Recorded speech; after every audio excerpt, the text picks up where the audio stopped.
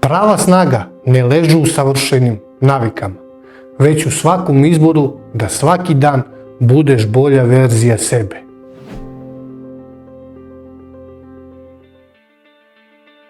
Koliko puta si obećao sebi da ćeš promeniti nešto, da ćeš više se kretati, jesti zdravije, brinuti o sebi? I koliko puta si odustao posle prvih izazova? Promjena nije magija, promjena je izbor. I svaki put kada odlučiš da počneš ponovo, ti rasteš.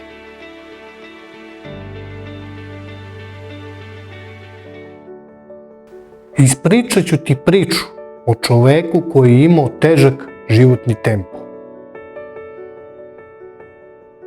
Rad, obaveze, stres, brza hrana, premalo kretanja, sve ga je usporavalo.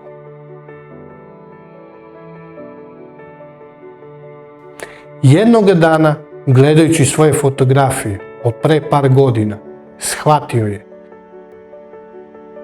vreme je da se promenim. Nije počeo savršeno, nije odmah trčao kilometre ili menjao sve obroke. Počeo je sa malim koracima, jedna šetnja dnevno, jedna zdrava odluka, više vode. Svaki dan je bio izazov, svaka mala pobjeda ga je motivisala da nastavi. Mjesecima kasnije osjećao je razliku. Nije samo izgledao bolje, imao je više energije, više samopouzdanja. Shvatio je da je prava nagrada u tome što je bio istrajan, a ne u savršenstvu. I danas kad se sjeti početka kaže: najteže nije početi, najteže je ne odustati. I svaka mala promjena se računa. Zdravlje i promjena nisu o brzini, nisu o savršenim danima ili planovima. One su o malim koracima koje pravimo svaki dan.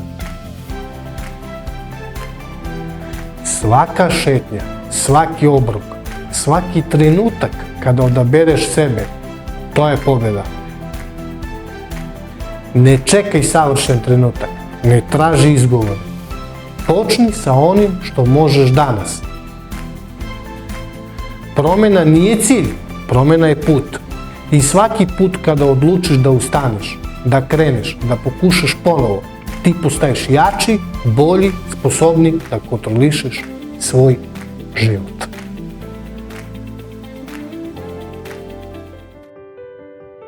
Zapamti, promjene nisu brze i nisu lake, ali svaka mala odluka da se pobrineš za sebe menja sve. Ako ti ova priča dala motivaciju, podeli je sa nekim kome treba podsjetnik da nikada nije kasno da počne.